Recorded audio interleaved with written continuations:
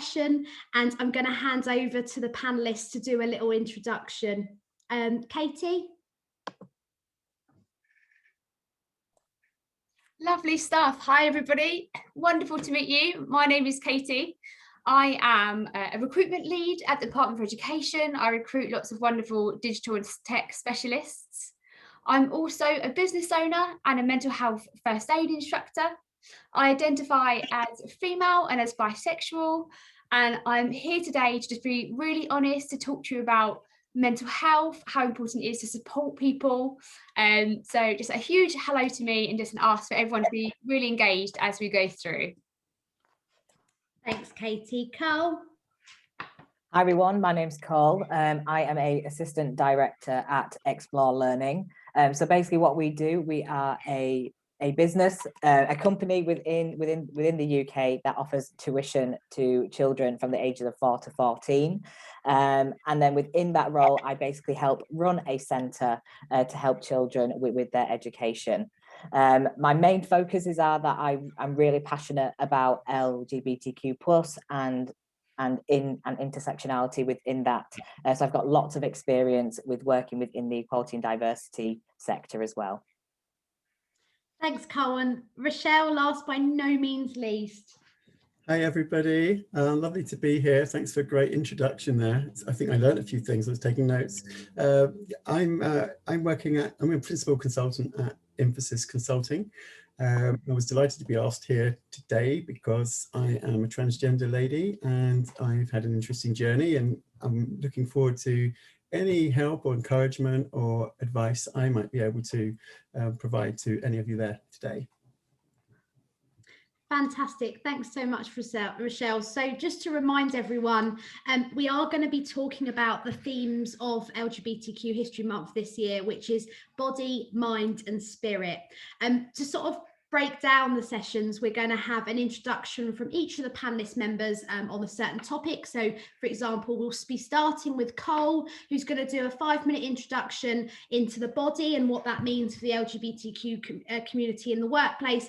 And then we're expecting you to fire us over all your lovely questions that we can answer. So let us know via the chat box if you've got any queries of how this is working today, but please fire your questions over the Q&A box, so it's going to help me as a moderator. So Cole, are you happy to begin? Let me get your slide up.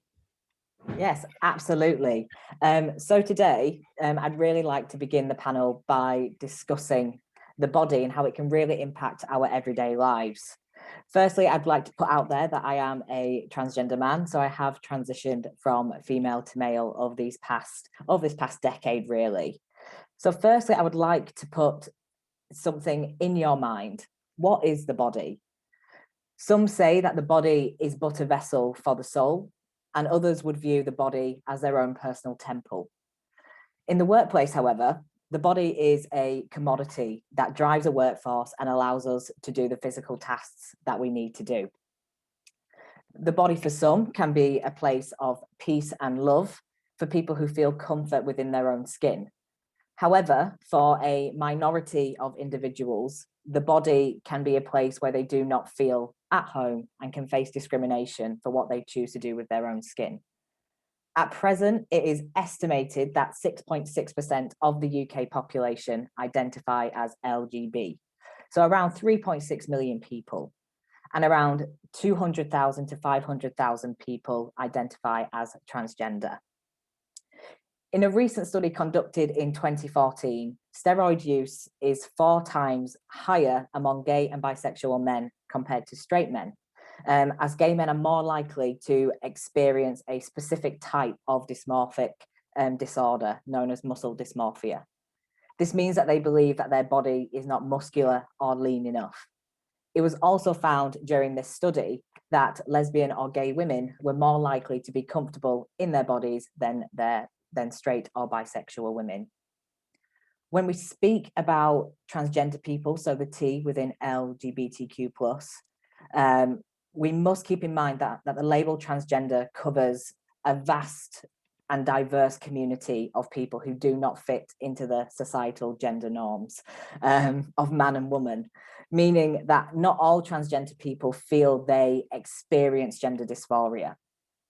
Gender dysphoria in a broad sense, or how I have understood it and researched it over these past years, is a feeling of extreme discomfort and distress in your own body. So you're not happy with the sex you were born with and the general characteristics that come with that body. Some people who experience gender dysphoria may wish to change their body through hormone replacement therapy and or through surgeries to help them feel more comfortable within their own skin. In a recent study conducted by Crossland Solicitors in 2018, it was found that there is strong prejudice among UK employers against transgender people. I found out, quite shockingly, 1 in 3 employers admitted they are less likely to hire a transgender person, and 43% of employers were unsure if they would recruit a transgender person. The survey identified that the retail sector as having the highest number, so around 47% of businesses unlikely to employ a transgender person. That was followed by the IT industry, sitting at 45%, leisure and hospitality at 35%, and manufacturing at 34%. It was also found that the financial services industry is most open to the idea of hiring transgender people, with only a third agreeable to the idea, along with the legal sector and the construction and engineering sector, which quite shocked me at first. Just 3% of 1,000 employers who were polled for this research from all of these industries have an equal opportunities policy that openly welcomes transgender people to apply for jobs. And out of a third of those employers as well, only a third of them would hire a transgender person. Just 8% think they should have the same rights to be hired. So transgender people should have the same rights for a job as everyone else. Few feel that their workplace is liberal enough to tolerate transgender people, with only 4% declaring their workplace culturally diverse enough for transgender people to fit in. Finally, I would also like to add that in a report based on the YouGov research with 3,213 LGBTQ+ employees, it was found that 35% of LGBT people at work have hidden their identity in the last year because they were afraid of discrimination, a figure that rises to 42% for Black, Asian and ethnic minority LGBT staff and 51% of transgender staff. So I'd like to open the floor to questions. After that, I know I threw a lot of figures at you, but it's just to get the idea of how the body can be affected within the workplace. Thank you so much, Cole. That was so insightful and a great start to the event. You've got some feedback on the chat box saying that, you know, those stats are really shocking, and they are. And, you know, it's sad, but it's true, and this is why we're really trying to break some barriers today. So yeah, welcome any questions via the Q&A box, but I've prepared some questions for each topic, so yeah, we'll begin. So I've got a question here. How can transitioning in the workplace impact your career and well-being? And what can your team and manager do to support your transition? Cole, it's only right that we start with you, as you started the session this evening. Yes, so I spent a lot of my transitioning within the workplace. Like I was saying earlier, I initially began my transition at university.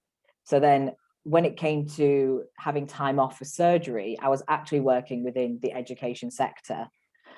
And to be honest, it is quite a difficult conversation to have with your managers when you have to say, I've got to have in my case, a double mastectomy, which for managers who didn't at the time quite understand what transgender was, it was a difficult conversation to have in order for them to put reasonable adjustments in place for when I did return to work. It also meant that the people that I work with also had to understand how my hormone replacement therapy can affect my mood. So, for example, when I am due my hormone shot, I can be quite groggy. I can make quite rash decisions. So it's really having those open dialogues with your team members to say, look, I'm having, one of those days where I'm due my hormone shot. If you're comfortable with speaking to your managers and your team members about that, and having an open dialogue, because the more open that we are with our transitions within the workplace, the more reasonable adjustments can be made by your team. I hope that answers that question. Thanks, Carl. That's so insightful. And Rochelle, I know you've been on that personal journey as well. So if you've got anything to add, please feel free to jump in. Rochelle, you're on mute. Classic. Happens to the best of us. What a great start. Yeah. So yeah, no, I echo that. It's very resonating with me, the point about the hormones. The opposite with me, I have to have a testosterone hormone blocker. But when I first transitioned and I was on hormones, I felt very emotional. In fact, I was crying sometimes at work. But I was very fortunate. I feel that I've been very fortunate, partly because of the industry that I'm in terms of agile coaching, and the kind of professional organizations that I work with were very accepting. In fact, Ladbrokes Coral, who I was with, on one day I was Ralphie, and on the next day, or a few days later, I became Rochelle, which I always think is a difficult transition to do actually in the workplace. But it was handled very well by the senior management. And for me, what was amazing is the managers that I told, the executives, you know, when I told them I thought I had a problem at work, because obviously this is going to be a difficult situation, I felt you always seem to anticipate the worst outcome in these scenarios. And in actual fact, they kind of got up and said, well, this is not a problem, it's a celebration. And they put a note out to everybody to celebrate my transition. So I was kind of very supported there. So I was kind of lucky, but obviously depending on the industry, from the stats that Cole was just revealing to us, very different in manufacturing and very different in retail. And it's important to also understand the other perspective around that, because in retail, it might be more about the effect on their customers, and they're not sure yet. So we've got a lot of growing to do. But yeah, my experiences kind of echo Cole's there a little. Thanks, Rochelle. And we've got a great question from the audience here. Let me answer that. So, what advice would you give to someone welcoming a new member of staff to their team who is transgender? Please feel free, anyone, to jump in here. Maybe Yeah. Oh, go on. I was just going to say, I've just joined Infosys Consulting just in November, and for me, I mean, do nothing different. Just treat me as a woman. End of. And treat Cole like a man, as he is. End of. As soon as you start doing special things, it becomes, you know, intersectional in a sense. There isn't needed, I think, and also there's a sort of an obligation, I suppose, on the new transgender employee to be authentic and just be genuine, and you know, be respectful of your colleagues as you would expect them to be of you. But amazingly, make sure that, you know, I say there's the golden rule, right? We're all brought up with the golden rule, which has actually caused many wars and confrontations. Treat other people how you yourself would like to be treated. Well, I mean, for Cole, he probably thinks I've gone in the wrong direction. And for me, I think, why would you do that? You know, you're where I want to go to. And really the rule to play by if somebody joins your organization is treat other people how they themselves would like to be treated, the so-called platinum rule. And, you know, making sure you get the pronouns right. But I think it's a different question. It becomes more awkward when you transition in the employment. So if you know, obviously everybody in Infosys Consulting knows me as Rochelle because I'm Rochelle. Or the Indians guys find it easier to call me Rachel, which is fine too. But it's really about asking somebody how they wish to be treated. But I think if somebody's joining you as a transgender man or a transgender woman, treat them as you would any other man or any other woman. Thanks, Rochelle. I'm just going to add a sort of caveat to this, because I was in a position with an organization, and you know, we were looking at interviewing candidates, and you know, someone came in to interview who was transgender, and you know, I'm going to be completely honest, there were people on the, you know, in the organization where, you know, that felt that I needed to protect that person from them because of, whether you call it banter or all these excuses. So I think there is a conversation to be had, which is, I know you should treat them differently, but what can you do for your team to upskill them or provide support so that none of that banter, or I'm not even justifying banter, but none of this sort of labelled discrimination is okay. So it's not, I don't always think it's about preparing the individual, it's actually preparing your team. Culture, isn't it? The culture, perhaps. And that's where things like tools like coaching, I know I've got some colleagues from Henley Business School that have been coaching, but coaching, I've been doing agile coaching, but more and more that's turning into sort of coaching people and coaching teams around creating a psychologically safe environment, which you want for the most productive environment in my industry. And that actually covers a wide range of things. But in terms of learning about respect, if you just talked about psychological safety and educated the team to accept that. But I do know what you mean about interviews, because you don't always know if someone's been transphobic or not. So you think you've scored the interview and you don't get the job. Maybe you just didn't get it because you weren't the best qualified. But actually, sometimes there have been times when I thought that might have been an issue. But I think once you join, I totally agree.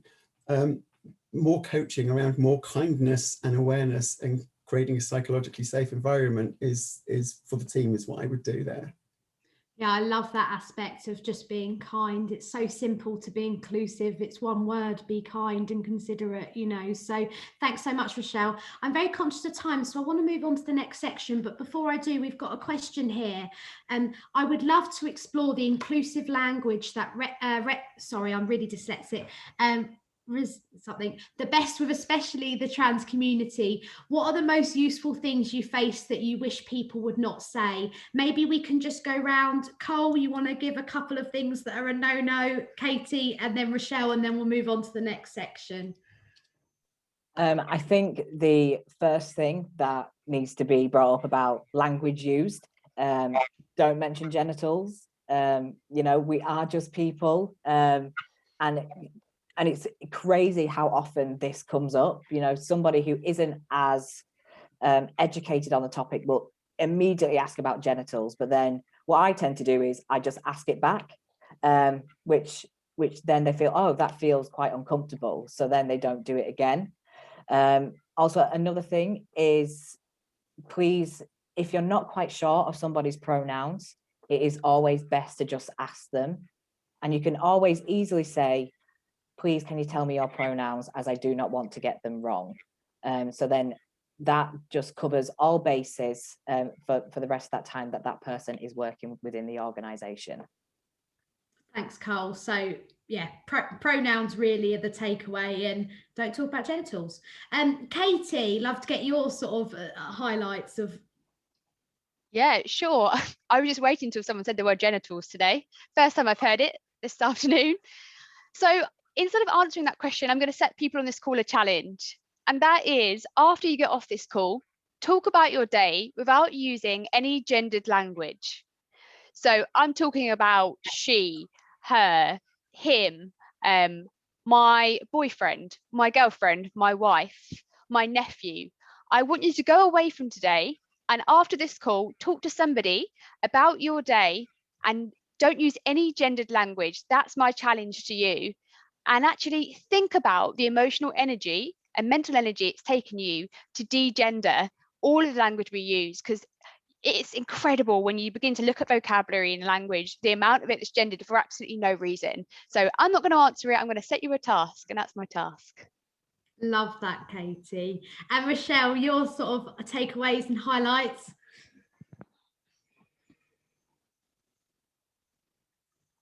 Yeah, I liked Cole's point very much. I mean, would you go around saying to people, have you had a vasectomy, or, asking them personal, why would you do that to anybody? Well, why would a transgender person be any different?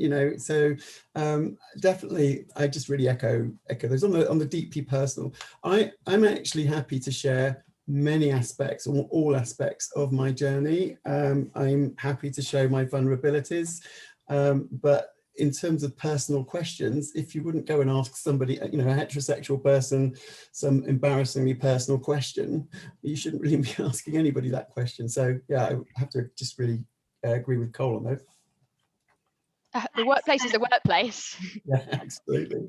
Yeah, I agree. So takeaways really there are don't discuss genitals and, you know, try and stay away from pronouns if you're not sure. Katie, are you ready to introduce us into the next section? Go on then. Super. Go on then. So again, I just want to remind people some of the things we're going to be speaking about in this section, which is all about mental health and the mind, can be triggering for people, particularly in our community. So I just want to remind everyone, please look after yourself, your personal safety. Mute me for 3 minutes if you would like to. I'll give you a thumbs up when you can unmute me. I will be speaking around some of the statistics, and it's likely we will at some point in the next 10-15 minutes cover suicide as well. So I just want to say that please ensure your personal safety. That's the most important thing. Now, Harriet knows that my screen's gone blank. Can you still hear and see me? Yeah, we can, Katie. Oh, my screen's gone completely blank. How bizarre. Okay, I'm going to keep talking at a blank screen until it comes back. So Harriet knows I can't do one of these sessions without it being interactive. So I'm going to start with a little question for people, which is, what is mental health? And what do you think I mean when we speak about mental health? Have a think and then write it in the chat box for me. And then I'm going to read out some of your responses. So what is mental health and what does it mean to you? And while you're doing that, I'm going to try and get a picture back on my screen. Katie, we've also got a poll that I can launch here while we're waiting for your screen to come back about bringing your authentic self to work. So I'll fire that over now as well to keep you everyone engaged while we're... There we go, back. Okay, so Cassie's come in and said, emotional well-being. What else? Oh, okay, Anna's said a balance, a balance.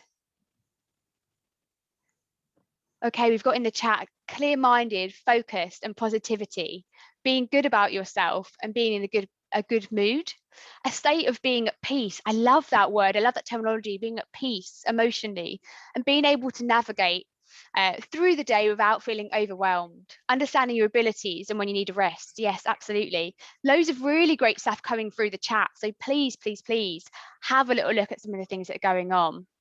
So a really simple and easy way to describe mental health is our barometer to deal with day-to-day life, the day-to-day stresses.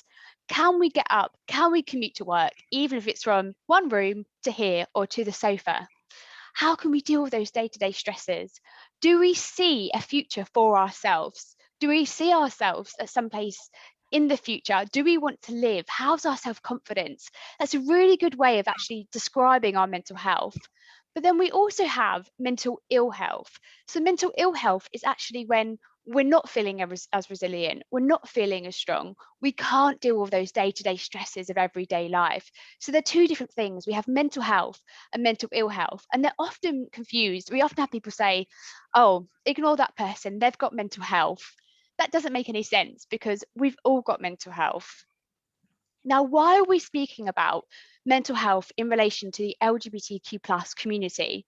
Well, it's because being part of our community is actually a risk factor of having mental ill health or getting a mental health diagnosis or mental health condition. So let's dive into that a little bit more. So again, write in the chat box, put some of your guesses in. Does anybody know what percentage of the LGBTQ+ community in the past year have experienced signs and symptoms of depression? So pop your percentages guesses in the chat for me. 40%, okay? Too many. The fact that we have to ask the question, too many. Okay, so it's actually 53%. So that's basically 1 in 2 people. The UK average before the global pandemic was 1 in 10 people. Since the pandemic has been 1 in 5 people, but that's still not even close to 1 in 2 people. Those numbers then rise again. So 7 out of 10 people who identify as non-binary experience signs of depression, and it rises again when we experience it if you're a trans person. And now we're going to look at anxiety. So anxiety, unfortunately, the statistics are actually higher. So 60% of people who identify as LGBTQ+ have experienced an anxiety disorder in the past year.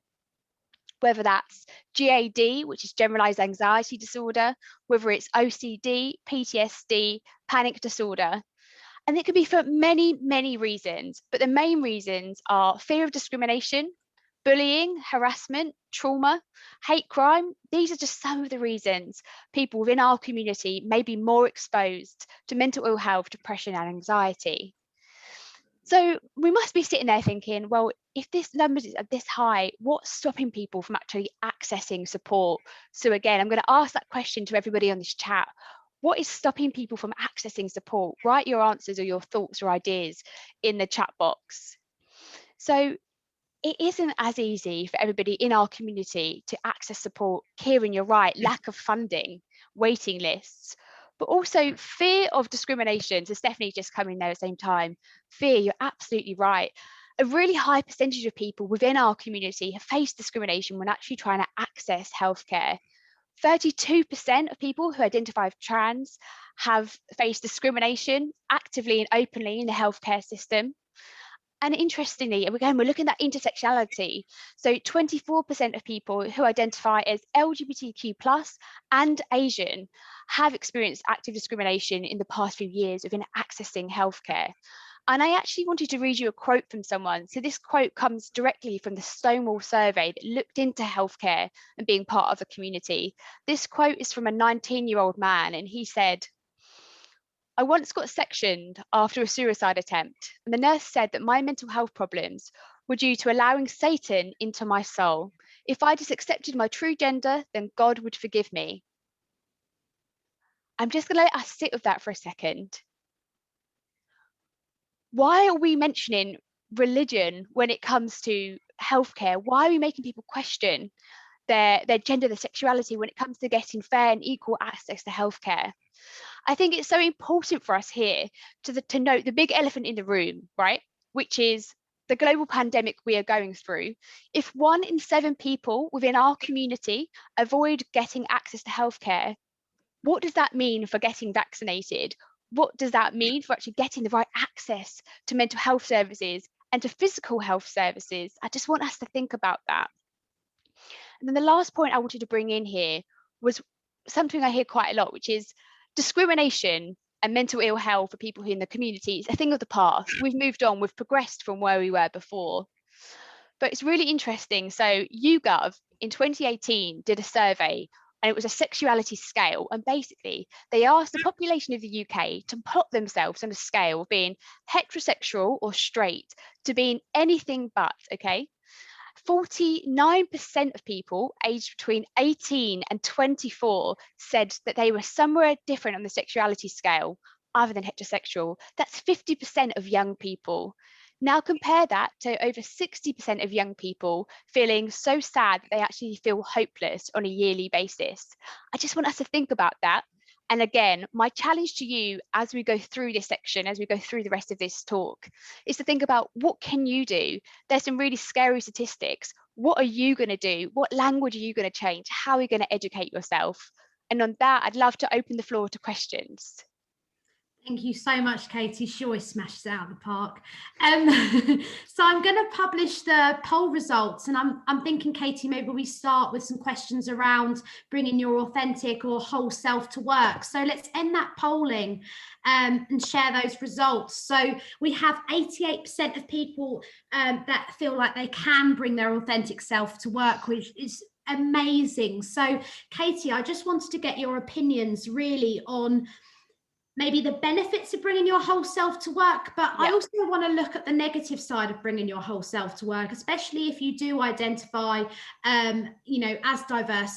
What is this conversation around feeling like you're being pushed to bring your whole self to work, especially when organizations have diversity and inclusion on their radar more than ever? And, you know, I don't want to bring in, you know, tokenism and things like that, but, you know, they are examples of how someone can feel like they're pressured. So, Katie, do you want to kick us off?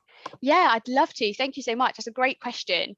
So the benefits of bringing your whole self to work are really easy to see. We can often walk around feeling like there's a weight on our shoulders, or there's a secret that potentially we're keeping in. We're not actually being ourselves.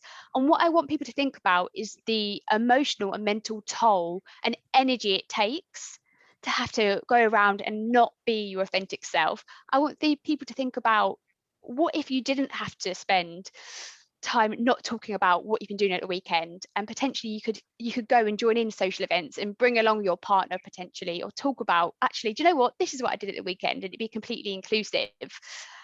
It just, I think, truly allows you to be accepted as who you are. We spend so much of our time in the workplace, right? My motto at the minute is wake up, work, eat, sleep, repeat, and that's basically all I do. Sometimes I drink wine in the middle of that. But we are at work so much of the time. If we're always holding something of ourselves back, we really just can't bring our whole mind, because part of our mental energy is spent thinking of, well, what can I hold back about myself? But then there's also the counter of that, like you said, Harriet. So being pushed to bring your whole self to work. Not everybody will be as open and as willing to talk about themselves, because some people like a really clear line. This is my work life, and this is who I am at work, and this is who I am in my private life. It's really important we don't push people to be anything other than they want to be in the workplace, particularly people who are more introverted or who just rather not talk about their personal lives. So just bear that in mind as you go along. It's always a really great idea to talk about pronouns, but again, don't force someone to tell you their pronouns, and don't go up to specific people and ask for their pronouns. If you're going to ask everybody. So we've got real great pros, such as having more energy to actually contribute to work, but you've also got the other side of actually pushing people. And what you find as well, Harriet, you mentioned the word tokenism, is that whole thing of actually, if you do declare and you do bring all of yourself to work, potentially your employer may say, well, okay, you're the person in our work team that identifies as part of the community. You can go to every event, or you could be the person we go to for everything to do with the LGBTQ+ community. So they're just some things to think about. Thanks, Katie. And just a shout out to Gary. I haven't forgotten your question. We will be coming back to you.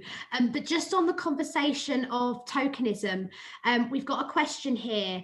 Any thoughts on the labels of any letter within LGBTQ+? Sometimes I don't want to share my belongingness to the community just because I don't want the label and stereotypes. So anyone, please feel free to jump in here. Yeah, stigma and discrimination is real, right? Not just real in the sense of mental health, but real within our community. I think everybody can openly say that there is still stigma attached to parts of being in the LGBT community. So I would say share what you're comfortable sharing, talk about what you're comfortable talking about, and never feel like you have to share more than you want to. Thanks, Katie. And yeah, Melanie's put a great point here on the chat, which is, if you're not sure on someone's pronouns, say yours first, and they're going to be more receptive to share those. So that's a great tactic if you're not quite sure how to position the conversation. Or back to Katie's earlier point, don't mention them at all. If you're really not sure, that's always a win. So let's go on to Gary. We've got a question here. How would you begin to explore how welcoming and supportive a prospective employer and their culture to members of the LGBTQ+ community? So yeah, and anyone feel free to jump in. So whenever I'm looking at a prospective employer, previously I would always make sure to check anyone on LinkedIn who may work for that organization. So looking up the CEO, looking up any of their directors, or anyone who is higher up to their trustees if they are a charity sectored place of work. I also like to look at reviews, so Glassdoor, Indeed, because usually people will write anything on there if they have faced discrimination within the workplace. I also like to look at the company's website to make sure, or even just to see if they have any credentials. So do they have the diverse workplace? Do they have the you know, best place to work? Do they have the People's Award? Do they have the Disability Award? Are they accessible for you to work in as well? Because I think, especially with intersectionality, the LGBTQ plus community has so many different people within it that it's not just the LGBT, it's also the disabled community, the ethnic minorities, the POC community, the disabled community that we also have to take into consideration when we're looking at new prospective employers. Because if they are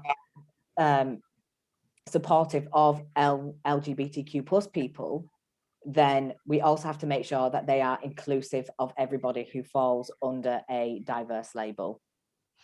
Yeah, definitely. I'd add to that, if you are a recruiter, or if you are someone that's looking to hire people, or a company that's looking to be more inclusive, go out there and get yourself registered with one of these charities, or get yourself on an index, for example, the Stonewall Index of 100 top employers. So, for example, DfE is part of that, and we're really proud to be part of that. Do the work. What I really don't like is when companies say, they use those buzzwords, oh, we're really diverse, we're really inclusive, but don't do the work to actually join the indexes, to be part of the community. So do the work. And I would say, if you are a recruiter, if you're looking to hire people, write it into your job adverts. Like, create a landing page that has got some of these great like accreditations you can have, like Cole mentioned. Get it and put it on your blog post. Tell people about it. Say, we welcome people, and this is our proof that we do it. So don't let it just be words to attract people and to make sure that you're keeping up the buzzwords. Do something about it. Great, Katie. And I just want to add to that as well, just have a demonstrable diversity and inclusion program. At Infosys Consulting, for example, we are making great strides. In fact, I'm lucky enough to be on the panel of Infosys Consulting's D&I program, and so make sure, yeah, you do all those things, getting onto Stonewall, getting accreditations, but actually really you have to have a change from within the culture. It's a little bit agile transformations in organizations, has to come from the culture and not just a kind of post-it that's put up around the wall. Thanks everyone. And I just wanted to coin a phrase that I heard at a diversity and inclusion conference a couple of years ago. It's called diverse-ish, which is when you sort of like put out that you're doing something that don't actually do it. So an example of being diverse-ish, and I'm not criticizing any company that does do this, but example would be sponsoring Pride, but not actually having any LGBTQ inclusive policy. So it's, you know, really throwing money and branding at the problem. So yeah, please feel free to take away diverse-ish and call it out when you see it.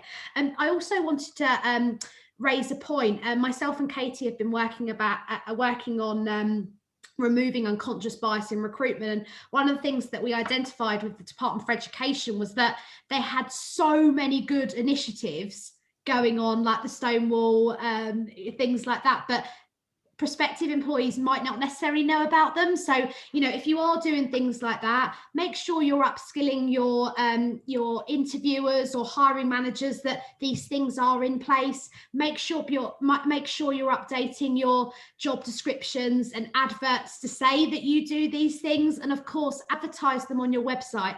Anyone that is a potential employee is always going to have a stalk on your social media and websites. So don't just do them. It's okay to, you know, it's okay to shout about it. It's the only way that, as Gary says, individuals are going to know that your organisation is doing things.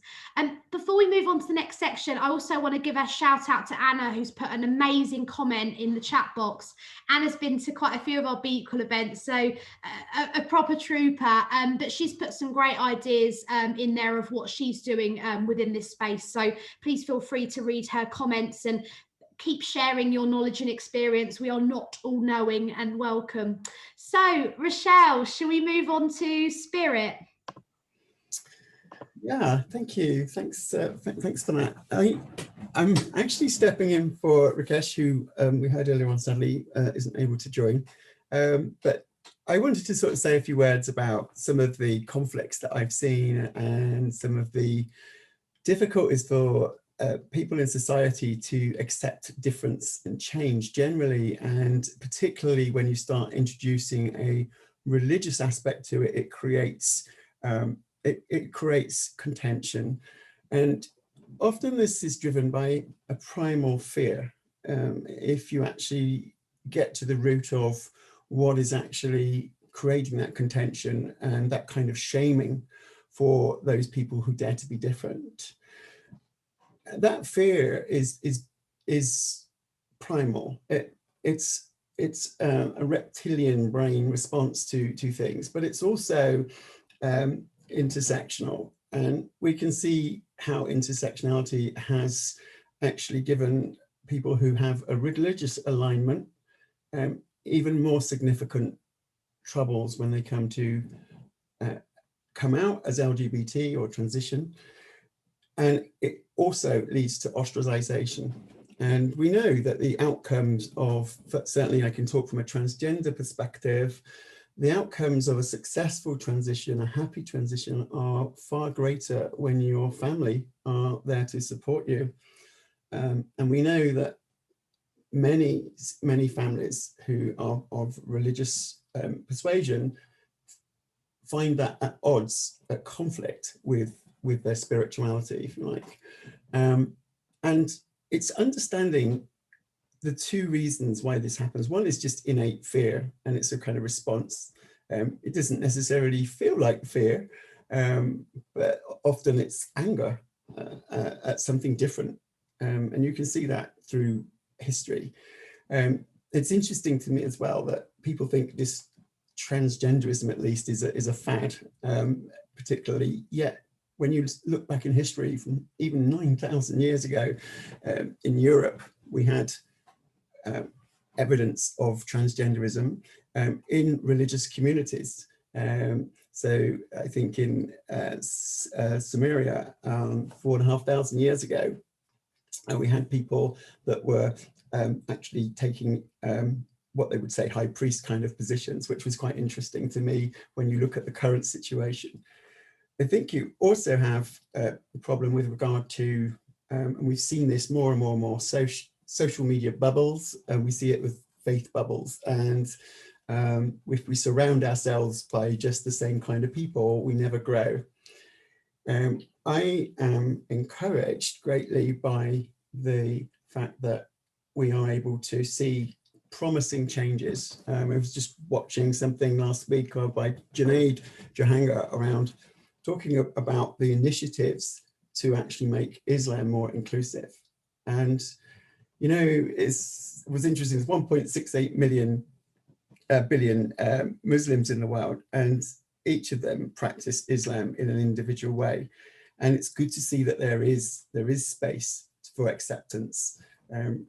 And what we need to do, I'm encouraged that from the younger generation, it's becoming more and more acceptable, and you're starting to see more support from religious supporters. You're seeing Protestant Christianity almost getting to the point of ordaining transgender people, and we've already got ordained gay and lesbian people. So there is promise there, but I would like to just kind of give a view from my own journey, just to kind of give you a slight flavor of when you see that transgender person, which I can only speak about from my perspective, what they've been through to get to that point. And, you know, Cole has been through, it's a tremendous journey, but it's also a journey whereby, you know, they had to kind of wait 2 years for an initial appointment to be initially assessed. And then at the moment, the current waiting period is for the GIC 3 years, up to 3 years for the first appointment. And then you need to have a second referral, which is another year away. And then after that, you need a third referral, and then hopefully you might get referred to surgery. You need those 2 appointments first to get hormones. So people have to then find ways to pay expensive amounts of money for hormones and things online.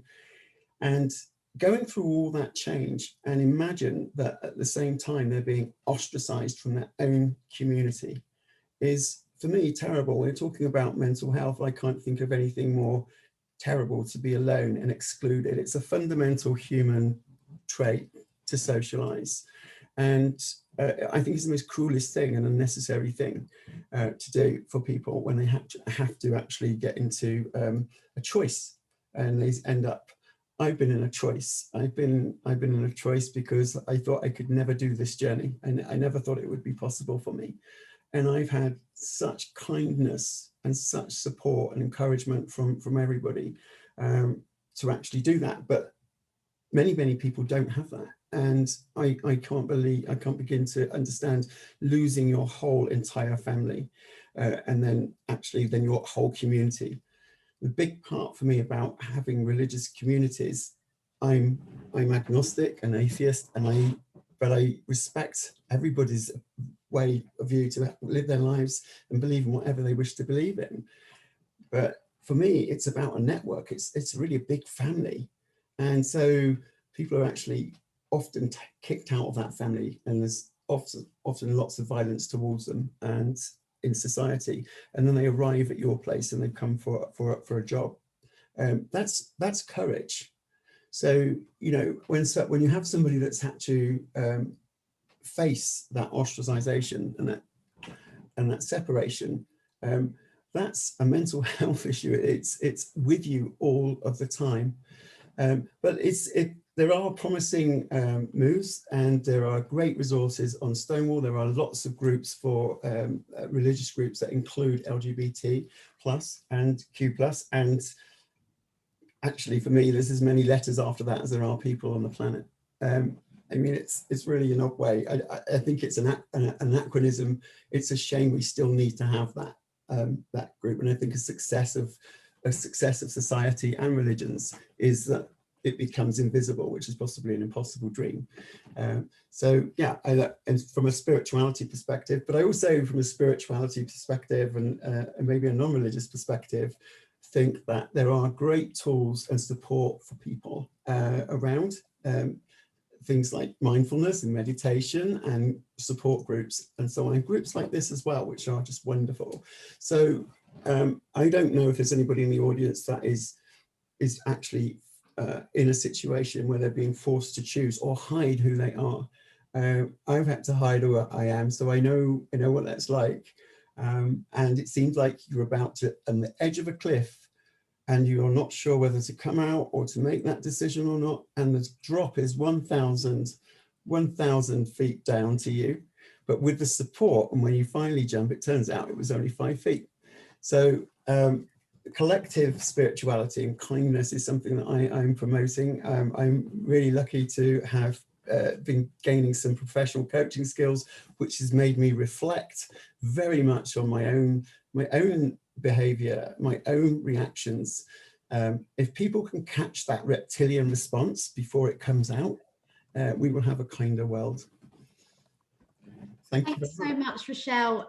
It's so insightful, and there's a couple of points there that Rochelle touched on, and I can provide some statistics for that. So a third of lesbian, gay and bi people who follow faith, so 32%, and 1 in 4 trans people, so 25%, aren't open with anyone in their faith community about their identity. So it's real and it's true that faith is another blocker to people who do identify as LGBTQ+. And to also add, so 50% or half of Black, Asian and minority ethnic individuals have experienced discrimination or poor treatment from others in their LGBTQ+ community because of their ethnicity. So, you know, we've spoken about intersectionality again this evening, but please be reminded that there are other factors that an individual has to face despite just being LGBTQ+. So on that note, Rochelle, I'm going to start with you. How can an organisation create cultures that are inclusive for all? And what I mean by that is, as an event organiser myself, I know that if certain ethnicities have religious commitments, or quite often, as you mentioned, Rochelle, they have larger family commitments, they aren't always able to attend evening meetups, as an example, or you know, beer and pizza meetups when your religion says that you can't drink alcohol aren't as attractive and fun. So can you give some insight, Rochelle, into how organisations can create cultures that are inclusive for all? And I'm not just talking about LGBTQ+ here, or religion or spirit. It's about everyone. Absolutely, it's a good point. And our inclusivity program that we're working on at Infosys Consulting is, I saw a line in there myself, which was working mums. I'm having chats with people, Zoom calls with people, and their little ones are jumping on their laps and so on. So it's a really good point. And I think it's about choice. To some extent, I'm involved in creating self-organizing teams that create their own kind of space where they're a family. I mean, you mentioned earlier on about how much time we spend with the people that we work with. Probably in a lot of cases, it's more, I spend more time with people at work than I do my children and my wife. So I think once you understand about the idea of a psychologically safe environment where you are considerate of other people's needs, you as a team can decide where you're going to go. That will include everybody. And sometimes you obviously might want to go for beer and pizza. That might be what 4 of the people want to do. And that's fine too. I don't think you should take choices away from people necessarily. But if the point is to bond as a team, then there's always a way to find out what is a common denominator for people, and I would certainly encourage that. There is, I think, a legacy of going out for beers and curries and so on, but we've often managed that through non-alcoholic drinks, and making sure that there's the appropriate food for people. So it might be sometimes just extending the variety of meals and drinks that are available, but generally it's the same thing, isn't it? Ask the people in the team, in the collective, what is the common denominator for something like that. Thanks, Rochelle.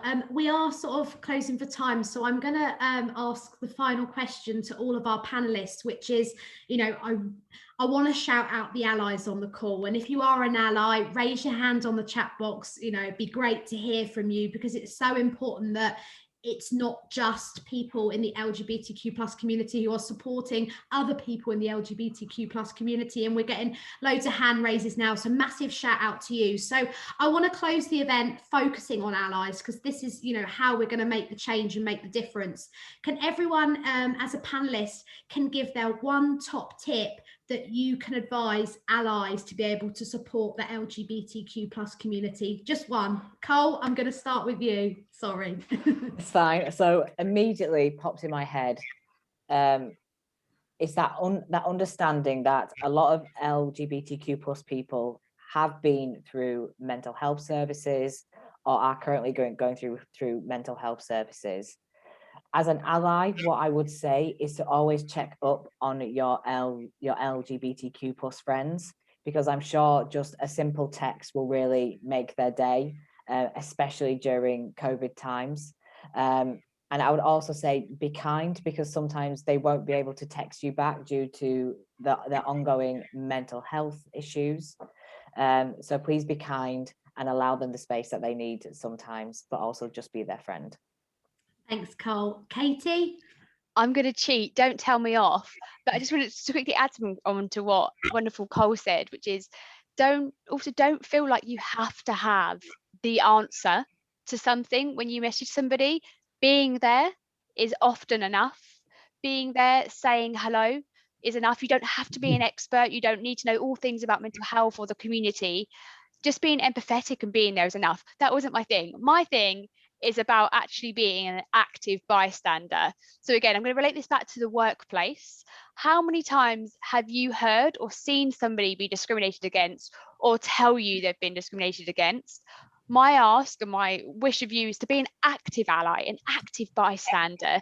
Next time you hear of it, next time you see it, do something about it. Support people, whether that's through getting the right access to support through your bullying and harassment, whether it's calling out microaggressions, whatever it is, I ask you to do something about it, be an active ally. Thanks, Katie. And last but no means least, Rochelle, your one takeaway for the allies on the call. Oh yeah, I'm going to cheat too, but say it quickly is, yes, of course, be kind. It just makes a harmonious bridge for a really good friendship.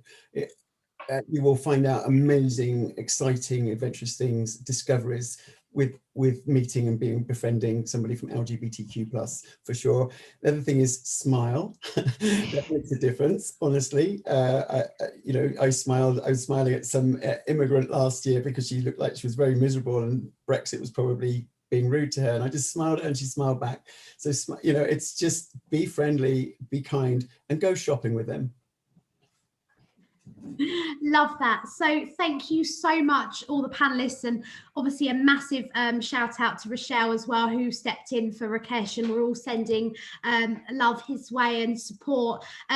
Bit of a promotion here. If you do want to stay in touch and join our next Be Equal event, it's all about raising awareness for International Women's Day around the menopause. I've put a link, I've put the QR code, so hopefully I'll see a couple of friendly faces.